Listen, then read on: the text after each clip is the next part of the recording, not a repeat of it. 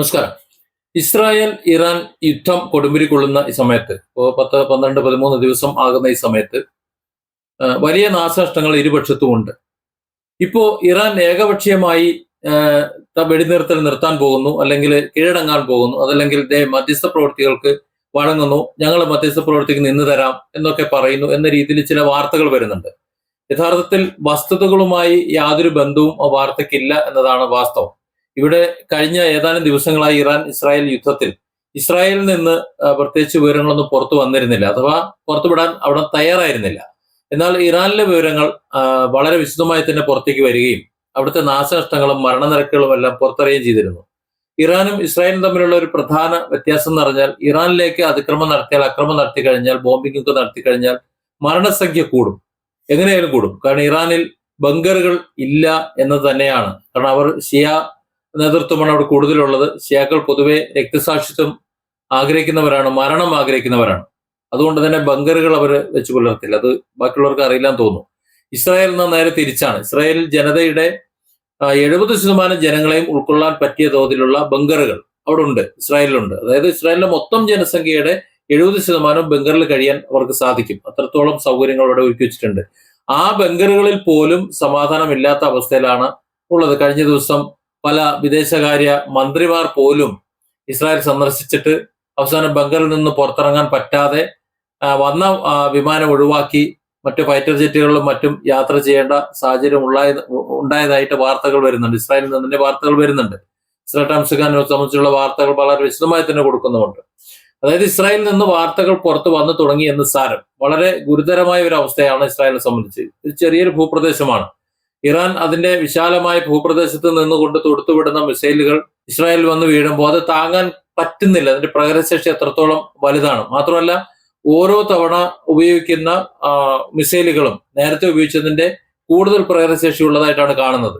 അത് ഇറാൻ പറഞ്ഞത് സത്യമാണ് എന്ന് കരുതേണ്ടി വരുന്ന സാഹചര്യമാണ്. അതായത്, ഞങ്ങൾ പഴയ സ്റ്റോക്കുകളാണ് ഇതുവരെ വിട്ടുകൊണ്ടിരുന്നത്, പുതിയതിന് വരാനിരിക്കുന്നു, നിങ്ങൾ ബുദ്ധിമുട്ടാനിരിക്കുന്നു എന്ന് പറയുമ്പോൾ ഇറാൻ ഇപ്പോൾ പറയുന്നു ഞങ്ങൾ വെടിനിർത്താൻ തയ്യാറാണ്, അല്ലെങ്കിൽ മധ്യസ്ഥ പ്രവർത്തികൾ തയ്യാറാണ്, ഞങ്ങൾ ചില കരാറുകൾ, ഞങ്ങൾ പറയുന്ന നിബന്ധനകൾ അംഗീകരിച്ചാൽ മതി എന്ന രീതിയിൽ വാർത്തകൾ വരുന്നുണ്ട്. എന്നാൽ സംഗതി നേരെ തിരിച്ചാണ്. കാര്യം, ഇസ്രായേൽ ഇറാൻ യുദ്ധം ലോകത്തെ മുഴുവൻ ബാധിച്ചിട്ടുണ്ട്. ഉദ്ദേശ ലെവലിലല്ല, കേവലം 10-12 ദിവസങ്ങൾ കഴിയുമ്പോൾ തന്നെ ഇത്രയധികം ഭീകരമായ ഒരു അന്തരീക്ഷം ഉണ്ടാകുന്നെങ്കിൽ ഇങ്ങ് കേരളത്തിൽ നമ്മുടെയൊക്കെ അടുക്കളയിൽ പോലും ആ യുദ്ധത്തിന്റെ കെടുതി എത്തിയിട്ടുണ്ടെങ്കിൽ, ഈ കെടുതി ഇനിയിപ്പോ ഇറാൻ ഇസ്രായേൽ യുദ്ധം കഴിഞ്ഞാൽ തന്നെ കുറെ ദിവസങ്ങൾ ഇത് നീണ്ടു നിൽക്കും. കാരണം ആ എണ്ണ ഹോർമോസ് കടലിലൂടെ കറങ്ങി ഇപ്പുറത്ത് വന്ന് അത് ശുദ്ധീകരിച്ച് നമ്മുടെ കയ്യിൽ എത്തണം. അത്രയും ടൈം അതിന് വരും. നമ്മുടെ കയ്യിലുള്ള സ്റ്റോക്കിന് പരിധികളും പരിമിതികളും ഉണ്ടാകും. ആ പരിമിതികൾ കഴിയുന്നതിന് മുമ്പ് ബാക്കിയുള്ളത് ശരിയായി വന്നില്ല എന്നുണ്ടെങ്കിൽ വലിയ പ്രതിസന്ധിയാണ് ഇനി വരാൻ പോകുന്നത്. അത് ഇന്ത്യയിൽ മാത്രമല്ല, ലോകമെമ്പാടും ആ ഒരു പ്രതിസന്ധി ഉണ്ട്. അതുകൊണ്ട് തന്നെ ഇത് എത്രയും പെട്ടെന്ന് അവസാനിപ്പിക്കേണ്ടത് മറ്റ് രാജ്യങ്ങളുടെ ആവശ്യമാണ്, ഇറാന്റെ ആവശ്യമില്ല. ഇറാനെ സംബന്ധിച്ചിടത്തോളം അവർക്ക് എണ്ണയുണ്ട്, അവർക്ക് ആവശ്യമായ ഭക്ഷ്യവസ്തുക്കളും മറ്റു കാര്യങ്ങളും എല്ലാം കിട്ടുന്നുണ്ട്. അതെല്ലാം കൊടുക്കാൻ റഷ്യയും അതുപോലെ ചൈനയും ഉത്തര കൊറിയയും ഒക്കെ തയ്യാറുമാണ്. എന്നാൽ ഇന്ത്യയെ പോലുള്ള മറ്റു രാജ്യങ്ങൾ, അമേരിക്ക അടക്കമുള്ള രാജ്യങ്ങൾ, അവരൊക്കെ സംബന്ധിച്ചിടത്തോളം എണ്ണ കിട്ടണം. എണ്ണ ഇല്ലാതെ മുന്നോട്ട് പോകാൻ കഴിയില്ല. എണ്ണ ഇല്ലാന്നുണ്ടെങ്കിൽ അവിടെ രാജ്യം അടച്ചുപൂട്ടേണ്ട സാഹചര്യം ഉണ്ടാവും. ഇപ്പൊ നമ്മുടെ കേരളത്തിലെ അവസ്ഥ എന്താ? ഹോട്ടലുകളൊക്കെ ഏകദേശം പൂട്ടി തുടങ്ങി. വിവിധ വിഭവങ്ങൾ കിട്ടിക്കൊണ്ടിരുന്ന ഹോട്ടലുകളിൽ വെറും ബിരിയാണിയിൽ ഒതുങ്ങി. ആ ഒരു അവസ്ഥയിലേക്ക് കാര്യത്തുന്നുണ്ട്. ഒരു വിഭവമെങ്കിലും വിറ്റുകൊണ്ട് എങ്ങനെയെങ്കിലും നിലനിർത്താം എന്നുള്ള അവസ്ഥയിലാണ്. ഹോട്ടലുകൾക്ക് വേണ്ടിയുള്ള പാചകവാതക വിതരണം നിർത്തിവെച്ചിട്ടുണ്ട്. IOC നിർത്തിവെച്ചിട്ടുണ്ട്. ഗാർഹിക വിതരണം തന്നെ നേരത്തെ ബുക്ക് ചെയ്ത് കഴിഞ്ഞാൽ പെട്ടെന്ന് കിട്ടുമായിരുന്നത് ഇപ്പോൾ ഒരു മാസം കഴിഞ്ഞല്ലാതെ ബുക്ക് ചെയ്യാൻ പറ്റാത്ത സാഹചര്യം എത്തിയിട്ടുണ്ട്. ഇതൊക്കെയാണ് നിലവിലെ സാഹചര്യങ്ങൾ. ഇതൊക്കെ കേവലം 10-12 ദിവസത്തെ യുദ്ധം കൊണ്ട് മാത്രമാണ് ഇങ്ങനെ വന്നത് എന്ന് മനസ്സിലാക്കണം. അങ്ങനെയാണെങ്കിൽ ഇത് ആഴ്ചകളോളം അല്ലെങ്കിൽ മാസങ്ങളോളം ഈ യുദ്ധം നീണ്ടു നിന്ന് കഴിഞ്ഞാൽ നമ്മുടെയൊക്കെ അവസ്ഥ എന്തായിരിക്കും? ഇതുകൊണ്ടാണ് വിവരമുള്ളവർ ഇതിന്റെ തുടക്കത്തിൽ പറഞ്ഞത്, യുദ്ധത്തിന്റെ തുടക്കത്തിൽ പറഞ്ഞത്, ഇറാനോട് കളിക്കരുത്, ഇറാനെ വെറുതെ ഇറക്കരുത്, അങ്ങോട്ട് കയറി ചൊറിയരുത് എന്ന്. കാര്യം, ഇറാൻ ആരെയും ആക്രമിക്കുന്നുമില്ല. ഇറാനെ സംബന്ധിച്ചിടത്തോളം കുറെ കാര്യങ്ങൾ പറഞ്ഞു പരത്തിയിരുന്നു എന്നല്ലാണ്ട് ഇസ്രായേലിന് ഭീഷണിയാണ്, ഇറാൻ ആണവായുധങ്ങൾ ഉണ്ടായിക്കഴിഞ്ഞാൽ അത് ഇസ്രായേലിന് ഭീഷണിയാണ് എന്ന് പറഞ്ഞുകൊണ്ട് ആക്രമിക്കുകയാണ് ചെയ്തത്. സത്യത്തിൽ ഇറാൻ ആണവായുധങ്ങൾ ഉണ്ടാക്കി വെച്ച് കഴിഞ്ഞാൽ അതെങ്ങനെയാണ് ഇസ്രായേലിന് ഭീഷണിയാകുന്നത്? ഇറാൻ ഇതുവരെയെങ്കിലും ചരിത്രം എടുത്ത് പരിശോധിച്ചു കഴിഞ്ഞാൽ ഇസ്രായേലിലേക്ക് ആദ്യം മിസൈൽ ഇട്ട ചരിത്രമുണ്ടോ? ഇപ്പൊ നേരത്തെ ഗസയുടെ കാര്യത്തിലായാലും ഇപ്പോ അമേരിക്കയും ഇസ്രായേലും ചേർന്നിട്ട് ചെയ്യുന്ന കാര്യമായാലും അങ്ങോട്ട് കൊണ്ടിട്ടിടലിൽ തിരിച്ചടിക്കുക. അതാരാ ചെയ്യാത്തത്? ചവിട്ടിയെ കടിക്കാത്ത പാമ്പില്ലല്ലോ. പക്ഷെ കടി ചിലപ്പോൾ കൂടും. ഇവിടെ ഇസ്രായേലിനെ സംബന്ധിച്ചിടത്തോളം വലിയ ദുരന്തമാണുള്ളത്. ഇസ്രായേലിന്റെ പ്രധാനമന്ത്രി അവിടെ ഉണ്ടോ ഇല്ലയോ എന്ന് പോലും ഇപ്പോൾ സംശയമാണ്. കുറെ ദിവസങ്ങളായി അദ്ദേഹത്തെ കാണുന്നില്ല. ഫ്രാൻസിലേക്ക് മുങ്ങി എന്ന് പറയുന്നുണ്ട്, പരിക്ക് പറ്റി ഹോസ്പിറ്റലാണെന്ന് പറയുന്നുണ്ട്, മരണപ്പെട്ടു എന്ന് പറയുന്നുണ്ട്. പക്ഷെ സ്ഥിരീകരിച്ച വാർത്തകളൊന്നും എവിടെ നിന്ന് കിട്ടാനില്ല. ഏതായാലും അദ്ദേഹത്തെ കുറച്ചു കാലം കൊണ്ട് കാണാനില്ല, അത് വാസ്തവമാണ്. അപ്പോൾ ഇത്രയും വലിയ ഗുരുതരമായ ഒരു സാഹചര്യം ഭരണപരമായിട്ടും രാഷ്ട്രീയപരമായിട്ടും മറ്റ് എല്ലാ മേഖലയിലും ഉണ്ടായപ്പോൾ ഇറാനോട് നിങ്ങൾ യുദ്ധം നിർത്തിവെക്കണം, മധ്യസ്ഥ പ്രവൃത്തിക്ക് തയ്യാറാകണം എന്ന നിലപാടിലേക്ക് മറ്റ് രാജ്യങ്ങൾ കൊണ്ടെത്തിച്ചത്, അല്ലെങ്കിൽ അങ്ങനെ ആവശ്യപ്പെടാൻ മറ്റ് രാജ്യങ്ങൾ തീരുമാനിച്ചത് ഈ പ്രതിസന്ധി നീങ്ങാൻ വേണ്ടി തന്നെയാണ്. ഇറാൻ എന്താ പറഞ്ഞത്? ഞങ്ങള് യുദ്ധത്തിന് ഇറങ്ങിയവരല്ല, ഞങ്ങളെ നിങ്ങളെ ഇറക്കിയതാണ്. ഞങ്ങളെ ഇറക്കിയ നിലയ്ക്ക് ഈ യുദ്ധം എങ്ങനെ അവസാനിപ്പിക്കണമെന്ന് ഞങ്ങൾ തീരുമാനിക്കും എന്ന് പലതരത്തിലുള്ള പ്രഷറും ഇതിനു മുമ്പ് ഇറാന്റെ മേൽ ചെലുത്തിയത് നമ്മൾ കണ്ടു. അത്തരത്തിലുള്ള ചെലുത്തലുകളൊക്കെ തള്ളിക്കളഞ്ഞുകൊണ്ട് എന്തെങ്കിലും ഒന്ന് പറഞ്ഞു കഴിഞ്ഞാൽ ദേ പിടിച്ചോ എന്ന് പറഞ്ഞ് മറുപട്ട് വെട്ടിക്കൊണ്ട് ഇറാൻ ഞങ്ങളെ ഇനി ആരും ഭരിക്കാൻ വരണ്ട, ഞങ്ങളെ ഇനി ആരും നിയന്ത്രിക്കാൻ വരണ്ട, ഞങ്ങൾക്ക് തോന്നിയത് ഞങ്ങൾ ചെയ്യും, ഞങ്ങളുടെ പരമോന്നത നേതാവിനെ നിങ്ങൾ വധിച്ചു, അതിന് ചോരയ്ക്ക് ചോര, കണ്ണിന് കണ്ണ്, പല്ലിന് പല്ല്, ഞങ്ങളുടെ രാജ്യത്തെ ആയിരക്കണക്കിന് പേരെ നിങ്ങൾ കൊന്നൊടുക്കി, ഞങ്ങളുടെ കുരുന്നുകളെ 10, 15, 16 വയസ്സിന് താഴെയുള്ള കുട്ടികളാണ്, ഒരു സ്കൂള് മുഴുവൻ ബോംബിട്ട് തകർത്ത് പെൺകുട്ടികളെ മുഴുവൻ കൊന്നൊടുക്കിയ ഒരു കിരാത ഭരണകൂടമാണ്. ആ ഭരണകൂടത്തിനോട് ഞങ്ങൾക്ക് സന്ധിയൊന്നുമില്ല. അതുകൊണ്ട് അത് തിരിച്ചു കൊടുക്കാതെ, അത് ചോരയുടെ മണം അവർക്ക് ശരിക്കും മനസ്സിലാക്കാതെ ഞങ്ങൾ നിർത്തില്ല എന്ന് ഇറാൻ പറഞ്ഞുകൊണ്ട് ഇനി ഒരു മധ്യസ്ഥ പ്രവൃത്തിക്കും ആരും ഇങ്ങോട്ട് വരണ്ട എന്ന് പറഞ്ഞുകൊണ്ട് കുതിച്ചു ചാടുന്ന ഇറാനെ പിടിച്ചു കെട്ടാൻ മധ്യസ്ഥ പ്രവൃത്തികൾ ഇല്ലാതെ നടക്കും. അതുകൊണ്ട് സ്വാഭാവികമായിട്ടും ഇറാന്റെ മേൽ പ്രഷർ വരും. ആ പ്രഷർ ചെലുത്താൻ മറ്റു രാജ്യങ്ങൾക്ക്, ഇന്ത്യ പോലുള്ള രാജ്യങ്ങൾക്ക് കഴിയുമെന്ന് തന്നെയാണ് ഞാൻ പ്രതീക്ഷിക്കുന്നത്. കാര്യം ഇറാൻ എണ്ണ ഉണ്ടാക്കിയിട്ട് അവിടെ കെട്ടിത്താക്കി വെച്ചുകൊണ്ടിരുന്നിട്ട് കാര്യമില്ലല്ലോ, ഇത് വാങ്ങാനും കൂടെ ആൾ വേണമല്ലോ. മറ്റു രാജ്യങ്ങളിൽ നിന്ന് ഞങ്ങൾ വാങ്ങും, ഇറാന്റെ എണ്ണ വാങ്ങില്ല എന്നൊരു നിലപാട് ബാക്കിയുള്ളവർ എടുത്തു കഴിഞ്ഞാൽ അതും പ്രയാസമാണ്. അതുകൊണ്ട് ഇറാന്റെ ഗുണഭോക്താക്കളായിട്ടുള്ള രാജ്യങ്ങൾ പറയുന്നത് കേൾക്കാൻ ഇറാൻ ബാധ്യസ്ഥനാണ് എന്നൊരു തോന്നലുണ്ട്. ആ തോന്നൽ കൊണ്ടായിരിക്കാം ഒരു പക്ഷെ മദ്യം പറയാം, നിങ്ങൾ ചർച്ചയ്ക്ക് തയ്യാറാകണം എന്നൊക്കെ പറഞ്ഞു. പക്ഷെ അവിടെ ഇറാൻ 3 കാര്യങ്ങൾ നിബന്ധന വെച്ചു എന്നാണ് പറയുന്നത്. ഒന്ന്, യുദ്ധം അവസാനിപ്പിക്കാൻ വേണ്ടിയിട്ട് നിങ്ങൾ ഇറാന്റെ അവകാശങ്ങൾ അംഗീകരിക്കണം. ഇറാൻ എന്ന് പറയുന്ന ഒരു പരമാധികാര രാജ്യം, ആ പരമാധികാര രാജ്യത്തിന് അതിന്റെ അവകാശങ്ങളുണ്ട്. ആ അവകാശങ്ങളുടെ മേലാണ് നിങ്ങൾ കടന്നു കയറിയത്. ഇനി മേലാൽ എത്തരത്തിലൊരു കടന്നു കയറലും ഉണ്ടാവാൻ പാടില്ല.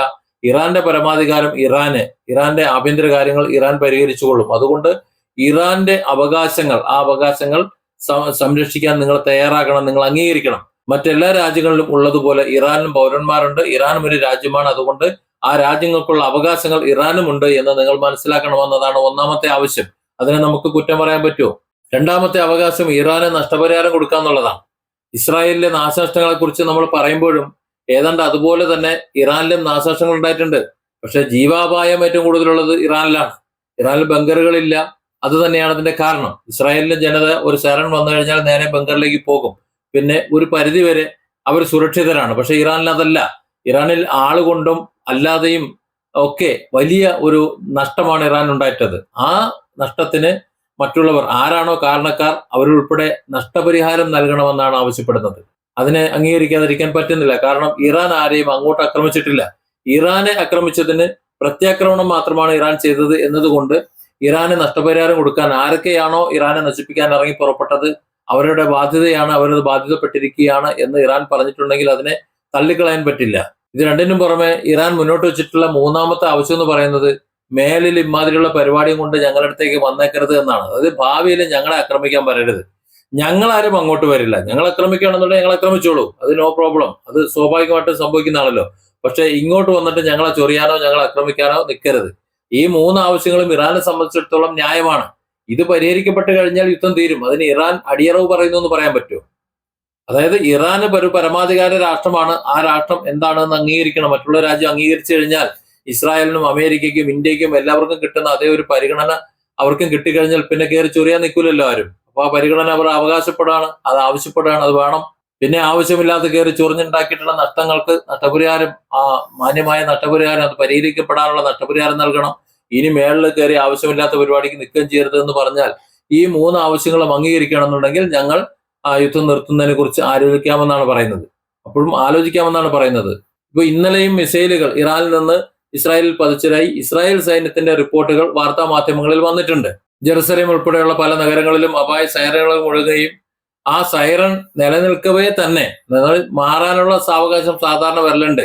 ഇസ്രായേലിന്റെ മുന്നറിയിപ്പ് സംവിധാനങ്ങൾ ഇപ്പോ കാര്യങ്ങൾ മനസ്സിലാക്കുന്നത് വൈകിയാണെന്നും അപകടത്തിന് തൊട്ടു മുമ്പാണെന്നും, മറ്റത് കുറച്ച് നേരത്തെ വിവരങ്ങൾ അറിയാനുണ്ട്. ഇപ്പൊ വൈകി ആയതുകൊണ്ട് തന്നെ ആൾക്കാർക്ക് മാറാൻ കഴിയാത്ത സാഹചര്യങ്ങൾ ഉണ്ട്. അത്ര ചുരുങ്ങിയ സമയത്ത് പോലും മിസൈലുകൾ വന്ന് പതിക്കുന്നുണ്ട്, വലിയ നാശനഷ്ടങ്ങളും ജീവാപായങ്ങളും ഉണ്ട് എന്ന് ഇസ്രായേൽ സേന തന്നെ റിപ്പോർട്ട് ചെയ്യുമ്പോൾ, അവിടെ തന്നെ വാർത്തകൾ വരുമ്പോൾ, ഇസ്രായേൽ പത്രങ്ങളും മറ്റു മാധ്യമങ്ങളും വാർത്ത ചെയ്ത് തുടങ്ങിയപ്പോൾ പിന്നെ സ്വാഭാവികമായിട്ടും ഈ യുദ്ധം അവസാനിപ്പിക്കേണ്ടത് ഇത് തുടങ്ങി വെച്ചവരുടെ ഒരു ബാധ്യതയല്ലേ. ഇറാൻ തങ്ങളായിട്ട് ഇത് അവസാനിപ്പിക്കില്ല എന്ന് പറയുമ്പോൾ അതിനെ വിശ്വസിച്ചേ പറ്റൂ. കാരണം അത്രത്തോളം ഭീകരമായിട്ടുള്ള അഴിഞ്ഞാട്ടമാണ് ഇസ്രായേലിൽ ഇറാൻ നടത്തുന്നത്. അതായത് ഈ ഇറാൻ ഇസ്രായേൽ യുദ്ധം നിർത്തേണ്ടത്, അതായത് ഇത് അവസാനിപ്പിക്കേണ്ടത് ഇത് തുടങ്ങി വെച്ചവരുടെയും ലോകത്തിലെ മറ്റു രാജ്യങ്ങളുടെയും ആവശ്യമാണിപ്പോ. അത് ഇറാന് നന്നായി അറിയാം. അതുകൊണ്ട് തന്നെയാണ് വളരെ ശക്തമായ നിലപാടെടുത്തുകൊണ്ട് ഇറാൻ മുന്നോട്ട് പോകുന്നത്. അതാകട്ടെ തെറ്റെന്ന് പറയാൻ പറ്റില്ല. കാരണം അവരെയാണ് ആദ്യം ആക്രമിച്ചതും അവർ പ്രത്യാക്രമണം, ചെറുത്തുനിൽപ്പ് അത് മാത്രമാണ് ചെയ്യുന്നതും. Different angles. Don't forget to subscribe and support this channel.